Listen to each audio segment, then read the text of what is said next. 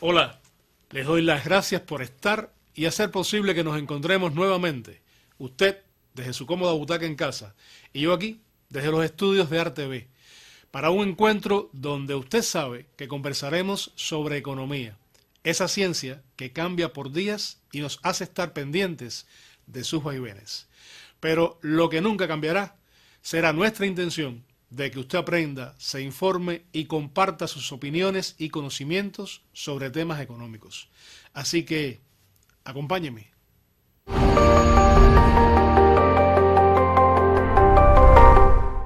Llegó diciembre, va cerrando un año más, un 2024 que, como pronostiqué en enero, sería más duro que el 2023.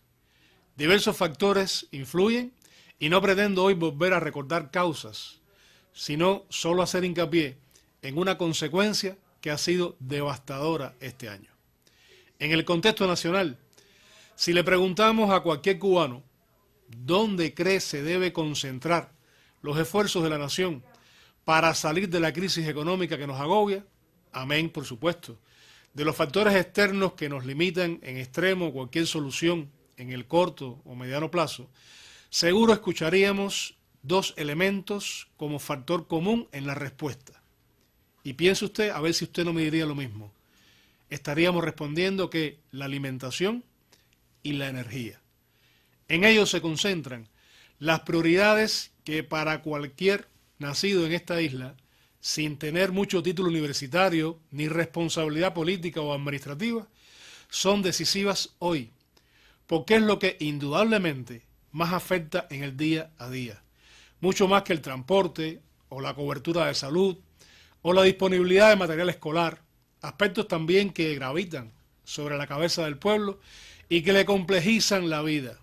Recordemos los que peinamos canas, que en el año 1993, el año más complejo del periodo especial, donde la economía cubana tocó fondo, cayendo su Producto Interno Bruto más de un 36%, la dirección del país enfocó la recuperación en dos direcciones principales: la producción de alimentos y la revolución energética. Ambos programas han sufrido los últimos 10 años limitaciones en su desarrollo y continuidad. Falta de previsión, políticas económicas dirigidas a otros sectores, falta de financiamiento para encauzarlos, crisis económica agravada por los efectos de la COVID y, por supuesto, por las medidas extraterritoriales del bloqueo. Esos pueden ser los motivos. No me corresponde a mí enjuiciar ni valorar, solo analizar a partir de la realidad objetiva que hoy estamos viviendo y como formo parte, como la mayoría de los cubanos estarán de acuerdo conmigo, y entonces entender que se requiere una mirada diferente hacia la producción de alimentos y la generación de energía en el país. Un primer paso vinculado al segundo tema, la generación de energía eléctrica, se ha dado recientemente con la publicación del decreto 110 del Consejo de Ministros, el cual establece regulaciones para el control y uso eficiente de los portadores energéticos y las fuentes renovables de energía.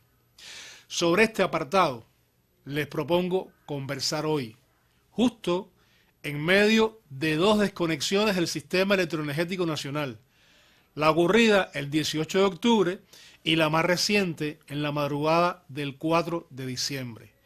Es por ello que conocer adecuadamente lo que en materia de energía se norma es una necesidad.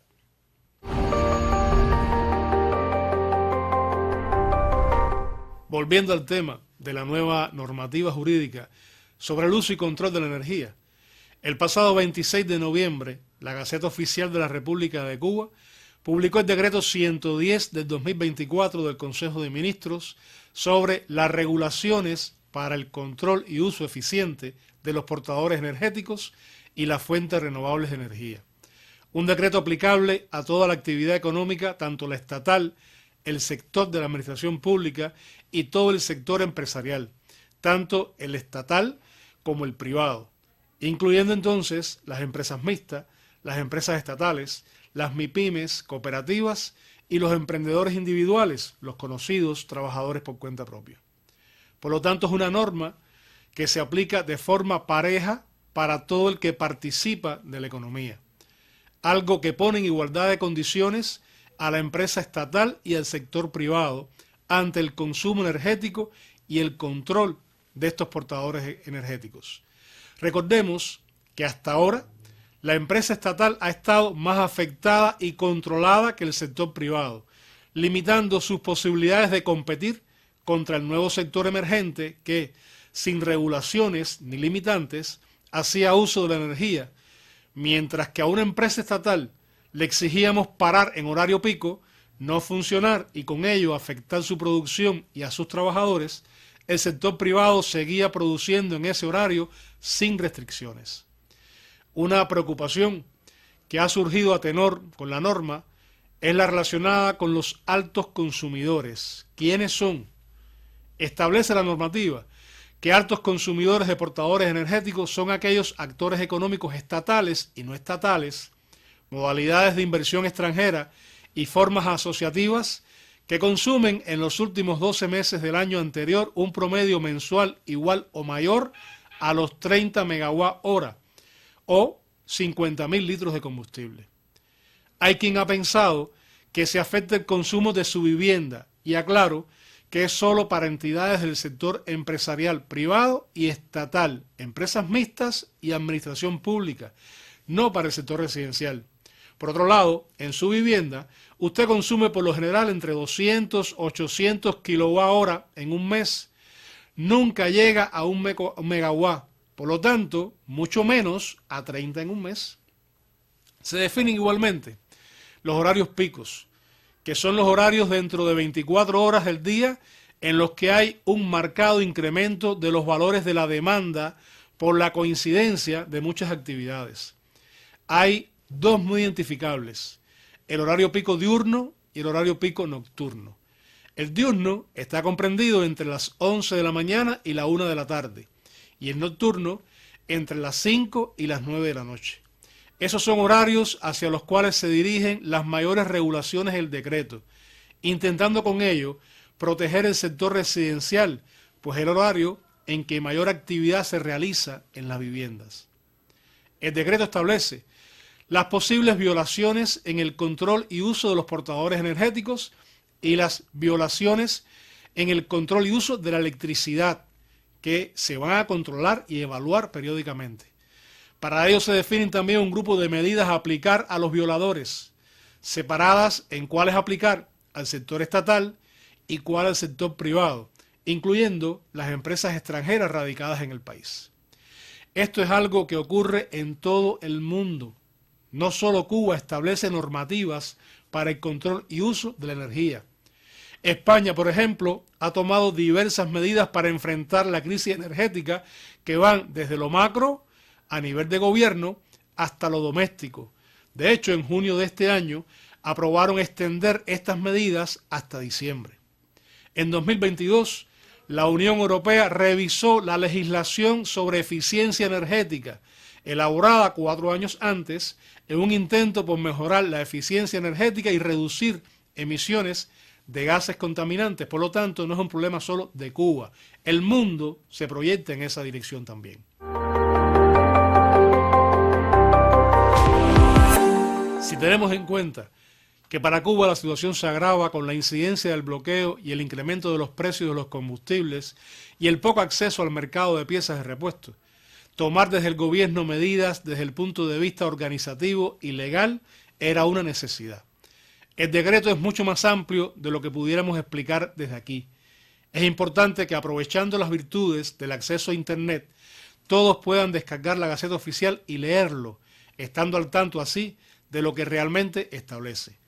Sin conocerlo, se puede caer en la trampa de quienes han manipulado en las redes los elementos de este decreto ley, haciéndolo ver como un atentado a la tranquilidad y que exacerba la compleja situación que atraviesa el país. Eso solo son malas interpretaciones, intencionadas o no, que pueden confundirlo. La importante norma jurídica, que a todas luces busca preparar al país para alcanzar antes de 2030 más de un 24% de generación eléctrica a partir de fuentes renovables, ha sido presentada de la peor manera posible en los medios enemigos de Cuba. Han querido hacerlo parecer muy malo. Si se siguen las redes de los odiadores cubanos afincados en la Florida, todo lo que se encuentra sobre el citado decreto son tergiversaciones. La más común es afirmar que el gobierno cubano ha decretado apagones de 72 horas continuas o que ha trasladado a los actores económicos la responsabilidad con los planes de incremento de la energía renovable, lo cual es falso. Sencillamente, una de las medidas propuestas para los altos consumidores en el sistema estatal o privado que violen o se excedan en el consumo es interrumpirle el servicio por 72 horas a la entidad violadora, no apagones por ese tiempo para todo el país o el territorio. Como también es falso que se obliga a todos los actores económicos a buscar fuentes de energía renovable como puedan. Todo lo contrario.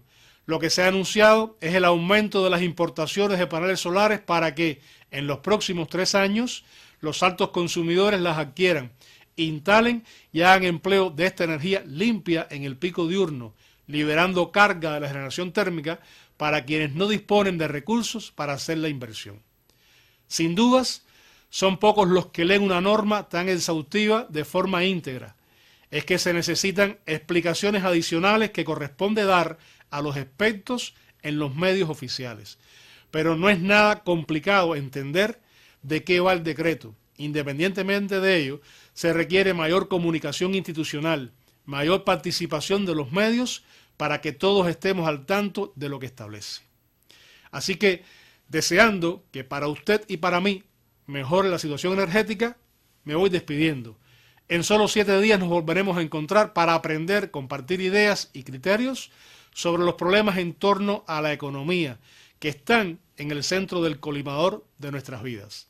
Por ello, vernos cada lunes es un placer y una necesidad. Hasta dentro de una semana. Nos vemos.